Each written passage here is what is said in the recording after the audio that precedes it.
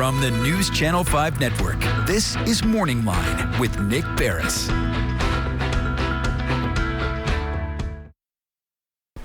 Good morning, everyone. Thanks for joining us on Morning Line. Nick Barris here on this Tuesday, live and direct. It's a live show. I'm here in studio. We're back at it all of a sudden again and getting things going. And going to invite you to join in the conversation if you'd like this morning, as we're going to talk about the fact that Tennessee now has a permitless carry law on the books. Takes effect July 1st. A lot of questions with regard to what that means, different interpretations of it, and we're going to get one interpretation this morning. We'll talk about that. We're going to talk about some of the gun legislation that's maybe looked at the federal level, and get some reaction from our guest this morning about some of the recent rash, unfortunately, of these mass shootings. And there have been several, and each in their own way unique, with some developments that are coming out, some of which we'll touch base on this morning with him. So, as always, if you want to join in the conversation, you see the number on the screen, 615-737-7587. Jump in. We'll take your call for John Harris with us with the Tennessee Firearms Association. Good morning to you, John. And before the show, you and I were talking. You said near the end of the legislative session, you do a lot of speaking engagements, and you have been busy. Absolutely. We travel the state.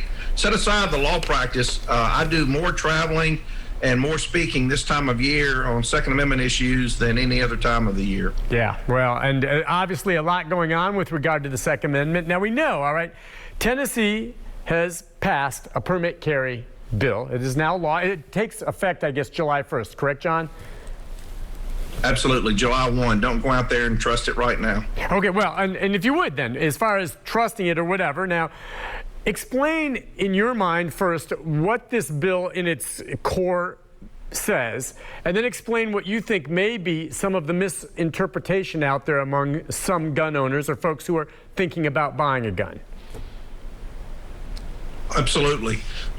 The first place to start with that discussion is to answer the question or address the question of what is real constitutional carry. And real constitutional carry has a very simple definition.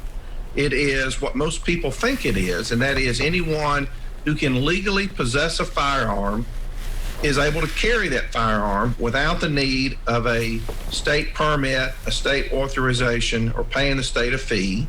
And you can carry that firearm in most public places as you're out and about in your daily activities. That is not what this bill does. There were other bills that came much closer to that goal, but this one is the least desirable of the ones that were even offered this year. And here's why. The governor's bill applies only to those who are 21 and up, unless you're 18, 19, or 20, and you're currently either in the military or honorably discharged from the military. The governor's bill only applies to handguns, so it does not apply, as approximately 40 other states do, to long arms, rifles, or shotguns, in addition to handguns. The governor's bill has a very curious clause in it that we're not used to seeing in legislation in Tennessee or in other states that says you have to be in a place at the time you're in possession of the firearm where you have a legal right to be. Then the governor's bill adds in a couple of issues or conditions that aren't even part of federal law on who can possess a firearm. So, for example, one of the issues is you can't have one DUI within the last 5 years or two or more in the last 10 years. That's an unusual restriction. It's not even a restriction under federal law, and it's actually far more restrictive than the current standards for getting the enhanced permit. A second issue or new factor that they've added in is they have expanded the categories of misdemeanors that now prohibit you from exercising Second Amendment rights, and they've added in stalking. Stalking typically has been included, but only if it's coupled with an order of protection that prohibits the individual from possessing firearms. But stalking by itself is not a prohibiting class to purchase a gun. It is a prohibiting classification to carry a gun without a permit. And the third thing is a mental health disqualifier, and that is a part of current federal law, but they left an important part of federal law off. And the part they left off was the provision that says that if a court finds, based upon medical evidence, that you no longer are subject to a mental health issue, you've essentially been cured or gotten over it, that you can have your rights to possess arms restored. So people who fall into that category may be able to purchase or possess firearms. They wouldn't be able to carry them under the governor's bill. So all of those are the qualifications that people must meet before they could carry a firearm under the governor's new bill. And you didn't like it?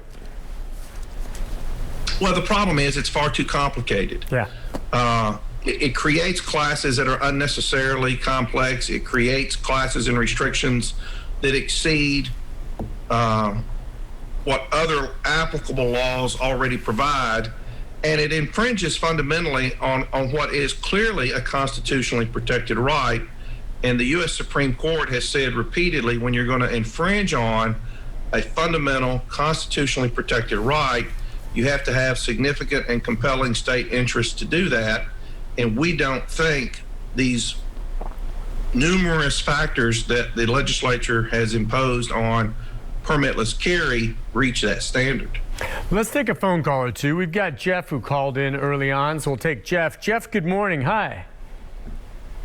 Oh, yes, I was wanting to know where and where not can you carry your firearm? Like, I know you probably can't carry it in government buildings and all that. I'm just trying to figure that out. And I've got another person that has a question also. Okay, well, and what's your other question? Are they there with you? Yeah, this is James. You've talked to me before. I'm the one that's always telling you disarm your firearm before you go in somewhere and take the barrel with you. My question, what I'm offering today is, look, guys, when you're getting pulled over, get your ID out, man. Don't be a jerk with an officer. You can change your life and his, man, by just simply being cool. Get your ID out, stick it under your hat. If you got a hat on, stick it under the hat. Say, officer, my ID's on the side of my head right here. Take it. It's a military thing. People have been doing it for years. There's no sense to being a jerk, man. They got a job to do, and all they're trying to do is go home, just like you. Oh, I hear you on that. And listen, with regard to where to carry, maybe spell that out for folks, the limitations. I mean, we know the obvious things, John, like, you can't take a weapon unless you're a marshal or something special on an airplane. But talk about where, in your mind, in Tennessee anyway, you can and cannot legally bring a gun. That is a great question, and it's a difficult one to answer because Tennessee has done a very, very poor job over the last quarter century of trying to clean up the statutes and make it easy to understand where you can and can't carry. And this law makes that even worse.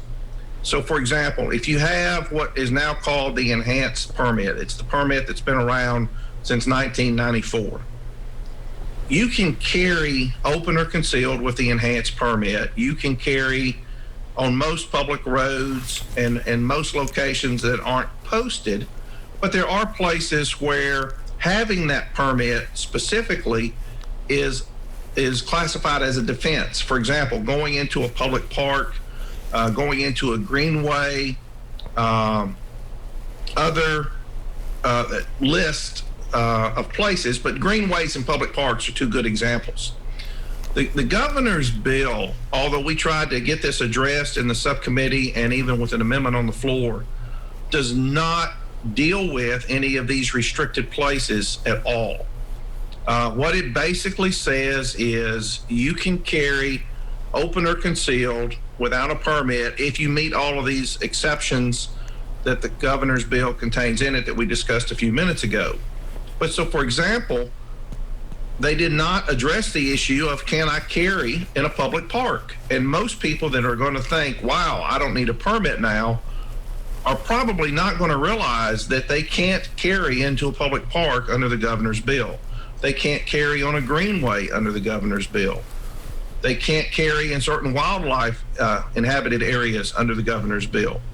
The governor's bill, in fact, creates a lot of traps for average everyday Tennesseans unless they spend the time to dig into it and understand all the nuances of where they've created these traps or where they have failed to deal with the prohibited locations that are covered by other statutes. It's interesting we've talked about this before with regard to parks and such, John. I think you and I would both agree, though, when someone is carrying a weapon and it's concealed, they can go just about anywhere most of the time and no one's going to know unless there's a metal detector or something there. I'm just curious. Like I said, I guarantee you right now as we sit here, there are people out in our parks with guns. Okay? They're concealed. They're not being abusive with them. They have them there, maybe because they feel they need them. At what point would they get in trouble for something? Let's just say someone did illegally, under that law, bring a gun with them into a state park and then used it to defend themselves during a robbery, and the shoot or whatever turned out to be justified. Would they still be cited later after the fact for having a gun in the state park? We have a statute that we refer to as safe harbor, but it's 3917-1322, and what it says is, if the fact that you're illegally in possession of a firearm, in your example in a park, is discovered only because you justifiably used it in self-defense, then you can't be charged or convicted of illegal possession. The problem with that is we've got now a Court of Appeals decision that says because the legislature wrote as an element of the defense that you have to be found to have justifiably used the weapon in self-defense, it is possible that you could be arrested and charged and tried on whether or not your use of force was self-defense. And then if you prevail a weapons possession charge carrying in the park, you would get an acquittal on that. So it's a horribly backward statute, particularly in light of the way the court has construed it. But it's the same problem. I mean, for example, if you're a permit holder under the permit statute and you're in a park, an officer has the right to come up and ask you to see your permit, and you have to display it. And once you display it, then you're generally good to go. Under the governor's new law, if an officer sees you in a park, they have the right to come up and make inquiry, because it's still a crime to carry in a park. If you don't have the permit, then you've got to go through these 7 Q&As on whether or not you're justifiably there and what's your age, so that they got the ability to stop you and basically shake you down until they've run through all of the conditions and see if you meet them all. Tell you what, it is. Every time I talk to you, I listen, I digest it, and then later in the day, I get confused again. It's just the way it is. Listen, we'll take a break. When we come back, we have more phone calls for you, John. We've got other topics we're going to hit on with gun ownership and the like, with the shootings and stuff like that. Right after this, stay with us on Morning Line.